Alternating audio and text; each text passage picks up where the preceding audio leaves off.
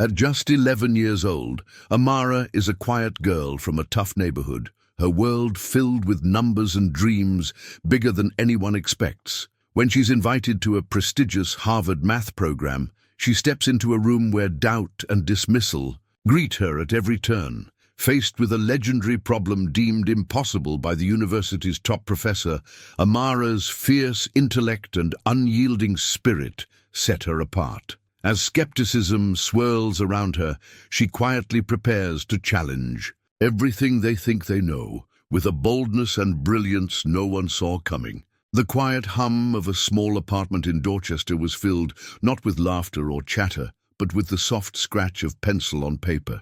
11-year-old Amara sat cross-legged on the floor, her dark eyes narrowed in concentration, tracing lines of numbers and symbols with the delicate precision of an artist. Patterns emerged beneath her fingers, sequences and solutions that seemed to flow effortlessly, as if the answers were whispered to her by the universe itself. Outside, the neighborhood buzzed with life, the distant sound of cars, children playing, the occasional bark of a dog. But inside this modest space, a different kind of energy pulsed. The peeling paint on the walls and the worn furniture contrasted sharply with the luminous fire within Amara's mind. She was lost in a world of logic and beauty where numbers danced and unlocked secrets far beyond the reach of most. A particularly complex algebra problem lay before her, one that even her teachers had deemed difficult. But Amara's approach was unconventional,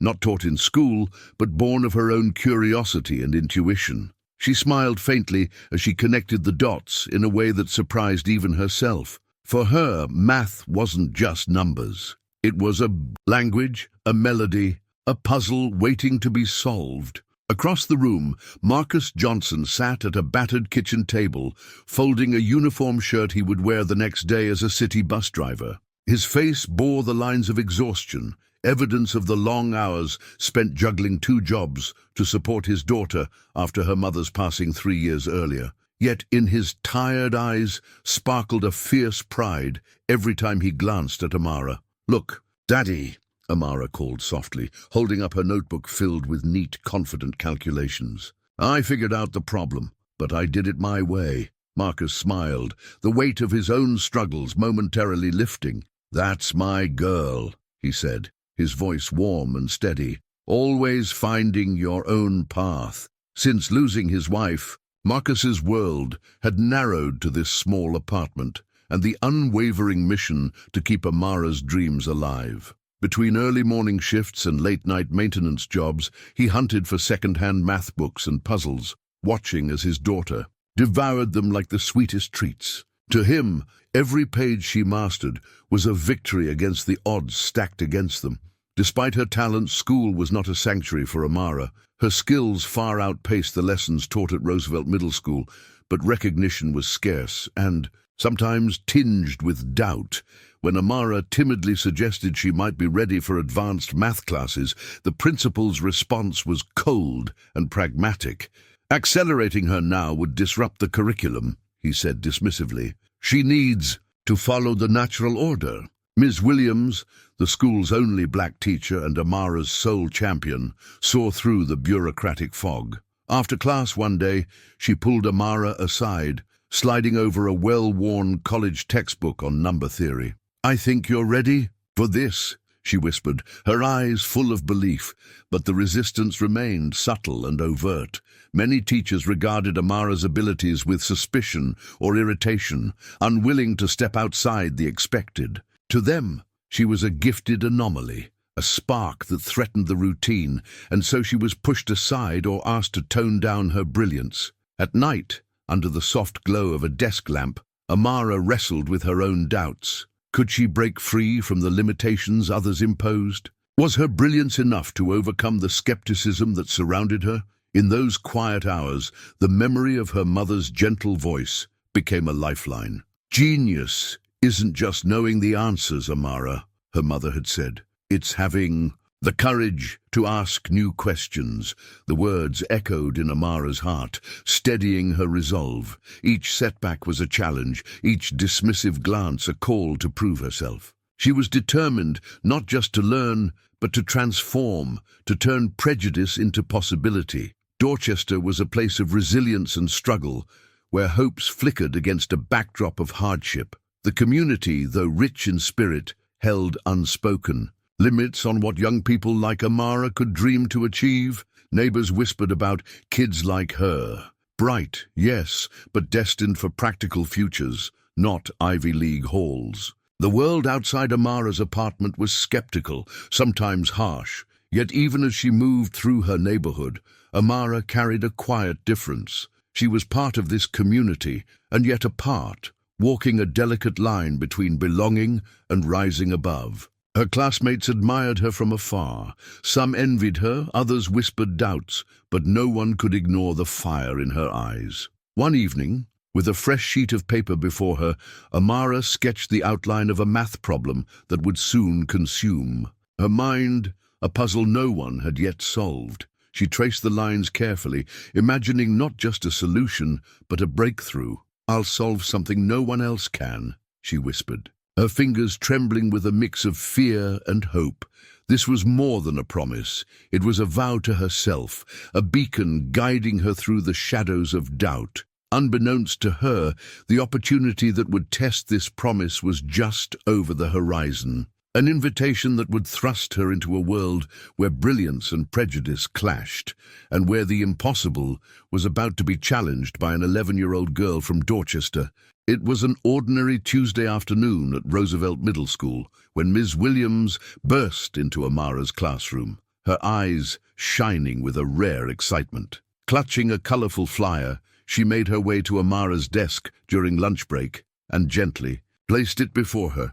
"Look at this, Amara," Ms. Williams whispered, barely containing her smile. "Harvard University is launching a special program for gifted students, and for the first time, middle schoolers can apply." Amara leaned in, tracing the bold letters with her finger. "Young Mathematicians Exceptional Talent Program." The flyer detailed a 6-week intensive course culminating in a symposium where the brightest young minds would present their work. It was a door thrown open wide, a rare crack in the wall that separated her from a world she barely dared to imagine. But, as excitement fluttered in her chest, a shadow of doubt crept in. Could someone like her, an 11-year-old girl from Dorchester, truly belong here? The application fee alone seemed insurmountable. And what about transportation? The thought of navigating Boston's labyrinth without her father's steady hand filled her with unease. Ms. Williams must have read her thoughts, because she said firmly, "Don't let the details scare you. We'll figure it out. You belong in that program, Amara. This is the chance we've been waiting for." The next week became a blur of late nights and endless preparation. Ms. Williams took Amara under her wing, guiding her through the meticulous process of crafting an application that could not be ignored. They pored over essay drafts, sharpening each sentence until it sparkled with clarity and passion.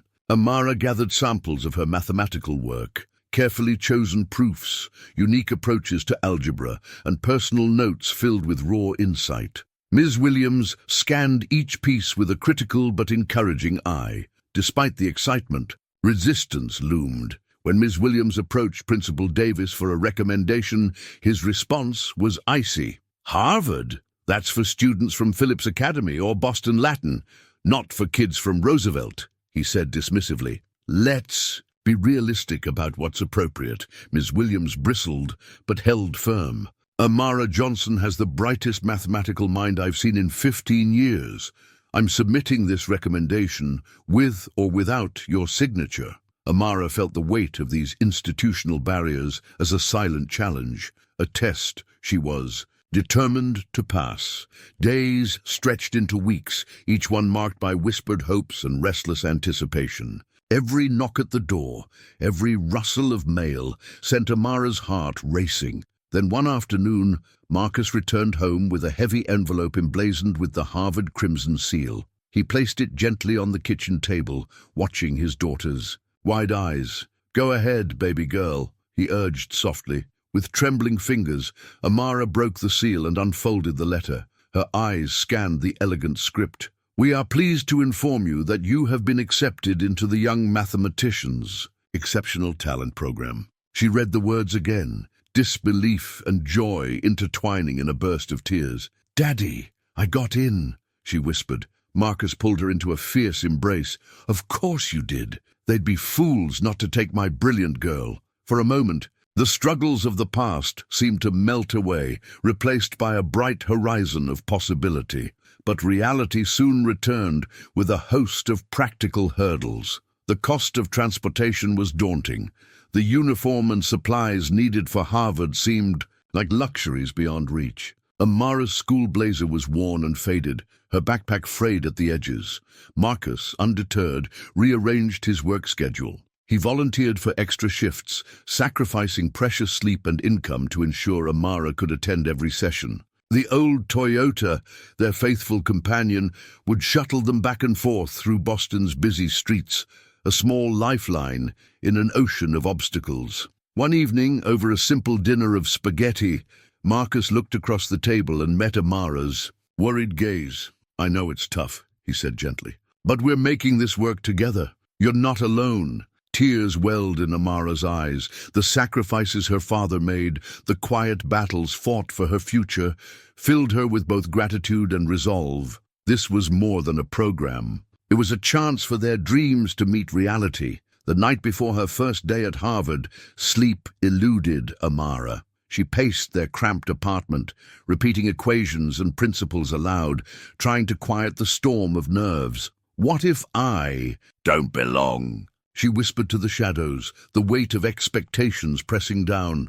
Her father found her just past midnight, eyes bright but weary. He sat beside her on the threadbare couch and took her hand. "Remember what your mother told you?" Marcus asked softly. "Genius isn't about knowing all the answers. It's about having the courage to find new questions." Amara nodded slowly, drawing strength from the memory. The fear was real, but it could not win. Tomorrow was more than a first day. It was a declaration. "You just need to be yourself," Marcus said, pulling her into a comforting hug. "You belong wherever your mind can grow." Before dawn, Amara stood before a cracked mirror, dressed in a second-hand blazer that had been carefully tailored by Ms. Williams. Her hair was neatly braided, adorned with simple clips shaped like mathematical symbols. Gifts from Dr. Carter, a mentor yet to come. Her reflection looked small against the grand backdrop of Harvard's towering buildings,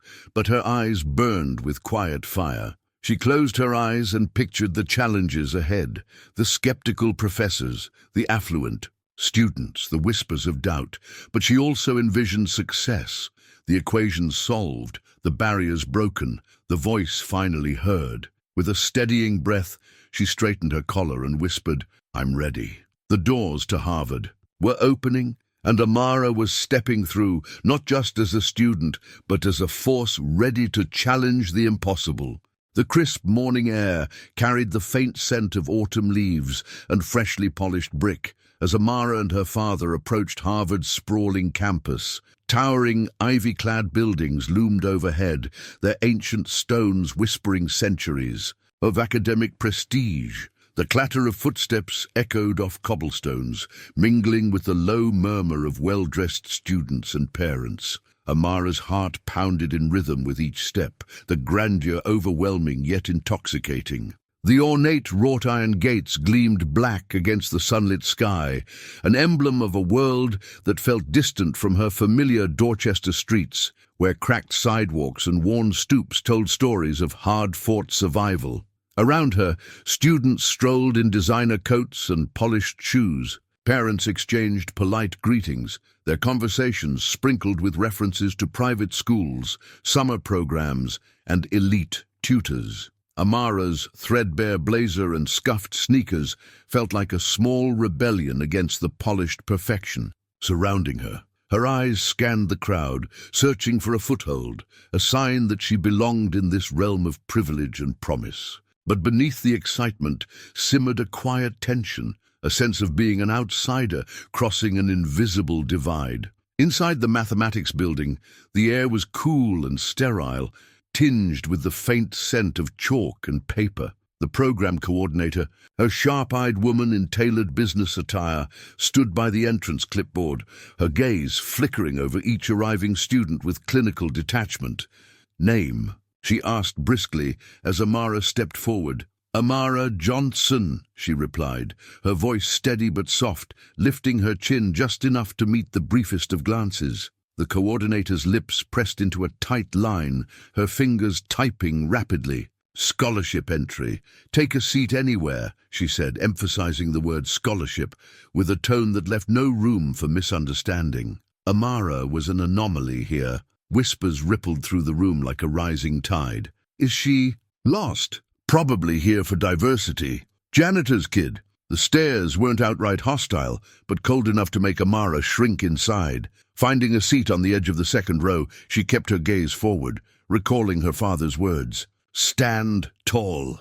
Around her, students in designer casuals exchanged smiles and introductions, their conversations a quiet reminder of worlds she had yet to enter. The lecture hall doors swung open with a sharp creak, and all eyes turned to the man who strode in with measured authority. Professor Richard Harrington was tall, lean, with silver-streaked hair and wire-rimmed glasses perched on a nose that seemed perpetually poised in disdain. "I am Professor Richard Harrington," he announced, his voice echoing with the confidence of one accustomed to being the smartest person in any room. "I hold the Elliott Chair of Mathematics at Harvard and am a Fields Medal recipient." His piercing blue eyes swept the room, landing on Amara with an inscrutable expression. "You've been selected for your school's recommendation," he said, voice cool. "Roosevelt Middle School."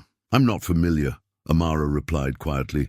"It's a public school in Dorchester, sir." The single syllable was met with a curt nod and a faint smirk from some students. A blonde girl nearby whispered to her friend, barely concealing a giggle. Professor Harrington launched into a lecture on mathematical proofs, calling on students selectively. When Amara raised her hand to offer a solution, the response was cutting.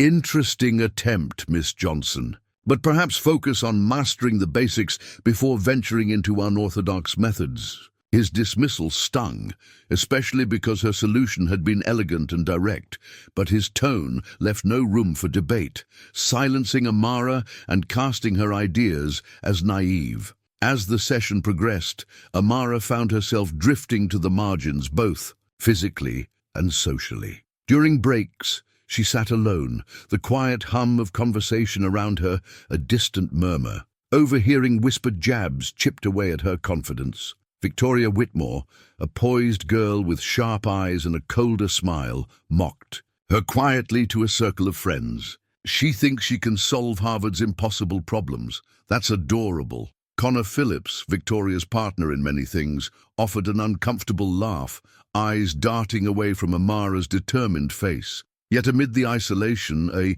small light emerged in the form of Samuel Kim, a quiet boy who usually kept to himself, buried in physics books. During one break, Samuel slid into the seat beside her with a tentative smile. "Don't mind them," he said softly. "They don't know what to make of someone like you." Their whispered conversations became a refuge, a place to share theories and exchange ideas without judgment. For the first time since arriving, Amara felt a flicker of belonging. Invisible yet present, the microaggressions weighed heavily. Amara's intellect was questioned not through direct confrontation, but through sidelining and subtle dismissals. She caught herself shrinking in class, biting back questions, resisting the urge to prove herself constantly. But in moments of quiet reflection, her inner voice roared.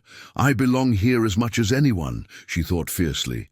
"My ideas matter." Balancing the tension between being a gifted mathematician and a young black girl from a working-class neighborhood was an unspoken battle that shaped every step she took. Each slight chipped away but also steeled her resolve.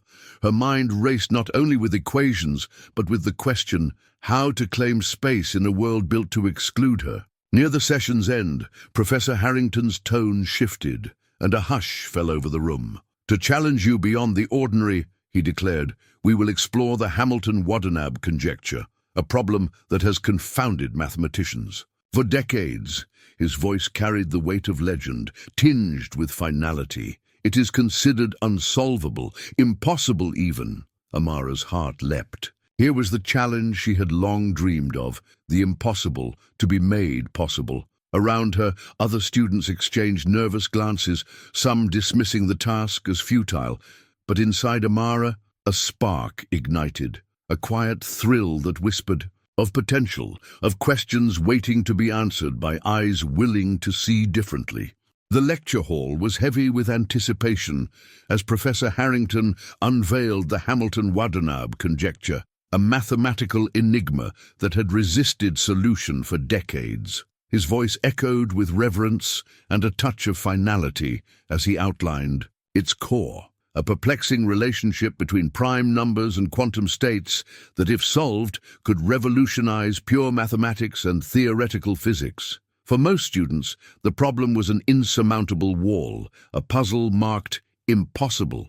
In bold letters, whispers circulated. Many settled into quiet acceptance of the challenge's futility, content to observe rather than attempt. Amara, however, felt her mind awaken. The intricate web of equations and concepts initially swirled in confusion, but beneath the chaos, a pattern began to form, a hidden rhythm waiting to be uncovered. Unlike her peers, who hesitated or dismissed the problem, she sensed a puzzle that could be unraveled, if only one dared to see it differently. Night after night, while the city slept, Amara transformed her small bedroom into a sanctuary of thought. Scattered papers carpeted the floor, filled with scribbled formulas, diagrams, and tentative hypotheses. The soft glow of a desk lamp illuminated her focused expression as her pencil danced over pages in a rhythm fueled by relentless curiosity. Her approach diverged from traditional paths. Where others sought answers in accepted methods, Amara explored uncharted territories, questioning assumptions, redefining variables, and imagining quantum states as fluid, dynamic entities rather than static figures. To her, numbers were not rigid rules, but living landscapes, and she began to trace connections that others overlooked. Like a cartographer charting unknown realms, she mapped relationships between prime distributions and topological manifolds, her vision unfolding beyond conventional constraints. The walls around her seemed to fade as patterns emerged, constellations of insight glimmering amid the shadows of complexity. Each small breakthrough was a spark, illuminating the darkness of the impossible. But brilliance alone was not enough to silence skepticism. During a program session, Amara tentatively presented her unconventional approach, only to be met with cold derision from Professor Harrington. "This is mathematical fantasy, Miss Johnson," he declared sharply. "Such speculation without rigorous foundation wastes time better spent on achievable problems." The room grew heavy with uncomfortable silence, broken only by suppressed whispers and stifled laughter. Victoria Whitmore's smirk gleamed like a blade cutting deeper than words. "Did you really think you could solve what even Harvard professors cannot?" she whispered cruelly to her circle. Alone in the crowded hall, Amara's cheeks burned with humiliation. The sting of public rejection was a harsh contrast to the quiet confidence she'd nurtured in solitude. Yet beneath the doubt simmered a steady flame of defiance. The math made sense to her, and she would not abandon it because others failed. To see, that night, retreating to her room, she faced the crossroads of despair and determination. The impossible label was a challenge, not a verdict. Just as shadows lengthened, a new presence entered Amara's world. Dr. Elaine Carter, a visiting professor with a reputation for breaking barriers in mathematics. Unlike the cold formality Amara had come to expect, Dr. Carter's gaze was warm, her demeanor inviting. She sought out Amara after a session, holding a copy of a paper Amara had authored, an unexpected, graduate-level exploration of non-standard analysis. "I've read your work 3 times, Dr. Carter admitted, her voice rich with genuine admiration. Your insights into quantum topology are revolutionary." The contrast between Dr. Carter's encouragement and Harrington's dismissal was stark. Where one closed doors, the other opened them wide, offering guidance, resources, and most importantly, belief. Under Dr. Carter's mentorship, Amara found a partner who challenged her ideas thoughtfully, fostering growth rather than fear. The cold walls of skepticism began to crumble. Samuel Kim, the quiet peer who had been a tentative ally, stepped forward more boldly. Encouraged by Dr. Carter's support, he joined Amara's pursuit with newfound enthusiasm. Together, they delved deeper into mathematical frameworks, weaving their perspectives into a richer tapestry. Samuel's expertise in advanced physics complemented Amara's intuition, sparking conversations that stretched late into the evenings. Small victories, a corrected equation, a refined hypothesis, built their confidence. The partnership transformed isolated struggle into shared exploration, turning the impossible into a quest. Their collaboration was a beacon, illuminating the power of unity in a realm often fractured by competition and exclusion. As days turned to weeks, Amara's transformation became profound. The mentorship of Dr. Carter and the companionship of Samuel fortified her spirit. She learned to navigate the complex dynamics of academic elitism, balancing humility with conviction. Doubts that once threatened to overwhelm her now served as fuel for persistence. Reflecting on her journey, she embraced the truth that genius was not a solitary gift, but a flame kindled by community and courage. Mentally, Amara steeled herself for the challenges ahead. The academic gauntlet of skeptical peers, harsh critique, and the pressure of a groundbreaking presentation. With quiet resolve, she prepared to stand before the very gatekeepers of mathematical knowledge and prove that sometimes the impossible was merely waiting for the right mind to unlock it. In the quiet corners of Harvard's Maxwell Building, Amara met with Dr. Elaine Carter twice weekly. These sessions were worlds apart from the large, impersonal lectures with Professor Harrington. Here, in an office lined with shelves of thick textbooks and scattered mathematical models, Amara's raw intuition was transformed into precise, formal mathematics. Dr. Carter challenged every assumption, pushing Amara to justify each step with clarity and rigor. They debated definitions, re-examined foundational principles, and refined proofs with meticulous care. What had once been intuitive leaps were now anchored in a coherent, elegant framework. Together, they crafted a presentation that was not merely a solution, but a bold reimagining of the Hamilton-Waddenab conjecture, a paradigm shift wrapped in mathematical beauty. With every revision, Amara's confidence blossomed, nourished by the patient guidance of her mentor. Outside the ivory towers, Amara's world remained complex and demanding. Mornings at Roosevelt Middle School introduced a different rhythm. Familiar hallways, friendly faces, and teachers who still struggled to fully understand her gift. Afternoons and evenings brought Harvard sessions, where expectations soared.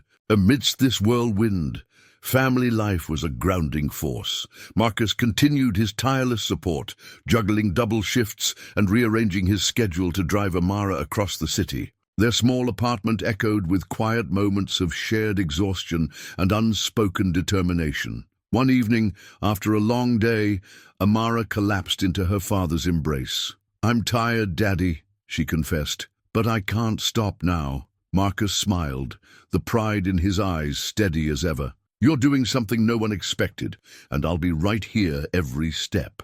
Despite her progress, Professor Harrington's shadow loomed large. During regular program sessions, his dismissive remarks persisted, as cold and cutting as ever.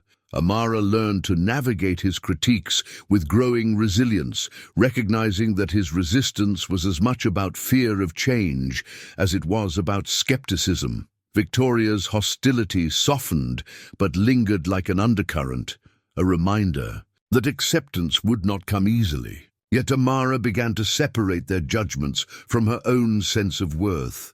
She found solace in her small circle. Dr. Carter's unwavering belief, Samuel's steady companionship, and Ms. Williams's distant but heartfelt support. their faith, became armor against doubt. As the final presentation loomed, Amara's world focused into sharp clarity. Hours were consumed with rehearsals, pacing the living room with notes in hand, practicing explanations until the words flowed with ease. Doctor. Carter provided calm counsel, gently refining her delivery.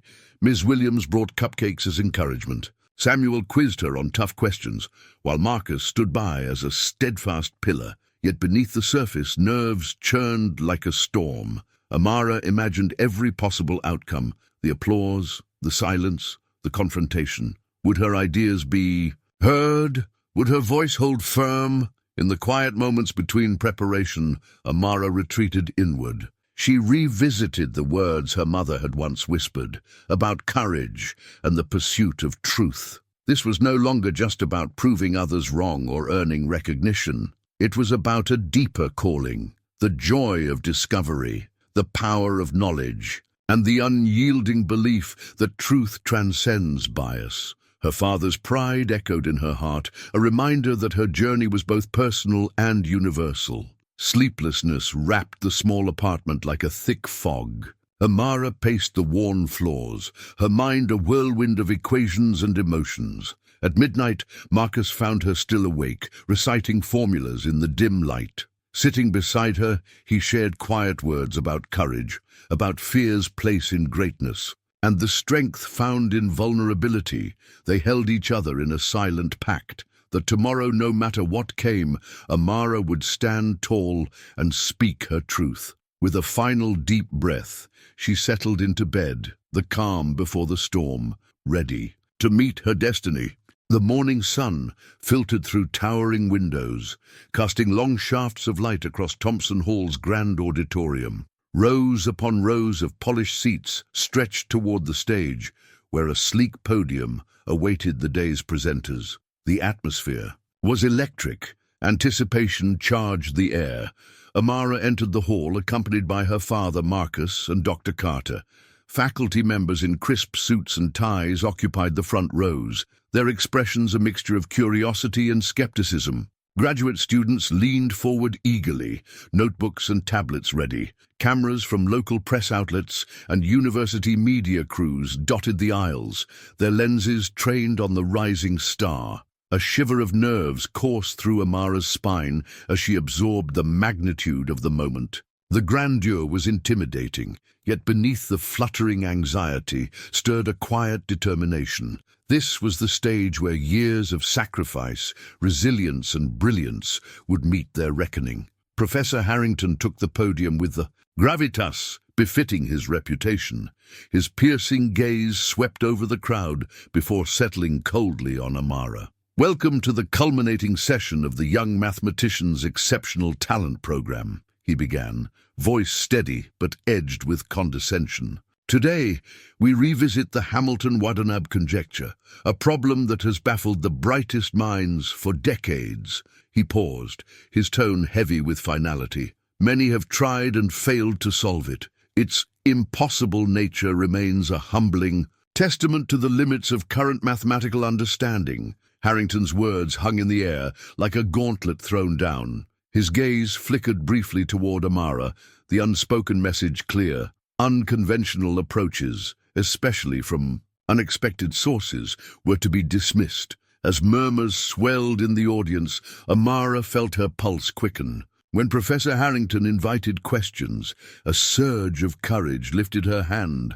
Above the sea of faces, the room fell silent. "I'd like to present my solution to the Hamilton-Watanabe conjecture," she announced, voice steady despite the pounding. In her chest, Harrington's eyes narrowed, lips tightening. "Miss Johnson, as I have said before, your approach lacks the mathematical rigor required.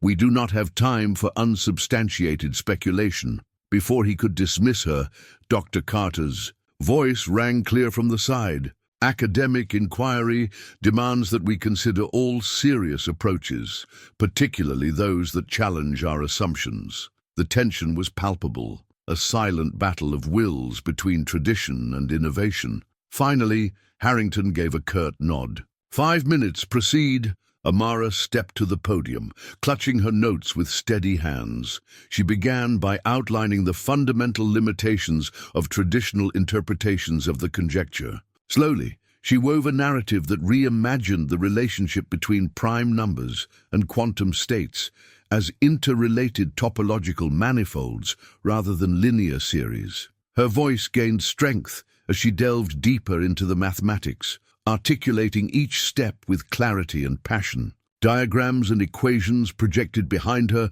brought abstract concepts into sharp focus. Skeptical mathematicians in the audience exchanged glances, some furrowing brows, others leaning in, captivated despite themselves. Questions followed, technical, probing, relentless. Amara met each with poise, drawing on months of preparation and mentorship. Her answers revealed not just knowledge, but a fresh perspective that unsettled long-held beliefs. The atmosphere shifted from skepticism to intrigue as murmurs of approval rippled through the crowd. As Amara concluded, silence blanketed the auditorium. A breath held in collective suspense. Then, slowly, applause began. One voice rose, then another, swelling into a standing ovation that echoed through the hall. Professor Harrington stepped forward, his face a mask of composed restraint. "Miss Johnson, your work is unconventional, while I maintain reservations. About some aspects, I acknowledge the creativity and rigor of your approach." Dr. Carter smiled warmly, placing a supportive hand on Amara's shoulder. The program dean then addressed the audience.